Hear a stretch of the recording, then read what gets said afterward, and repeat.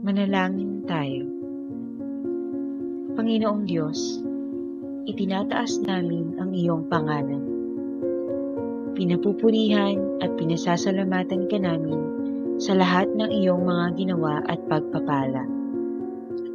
Salamat sa panibagong araw na ipinagkaloob mo sa amin. At sa oras na ito na kami ay muling natipon. Gabayan ninyo po kami sa aming mga gawain. Bigyan mo po kami ng talino at lakas upang magampanan po namin ang aming mga tungkulin. Buksan mo po ang aming isip at puso sa mga bagong kaalaman na aming matututunan.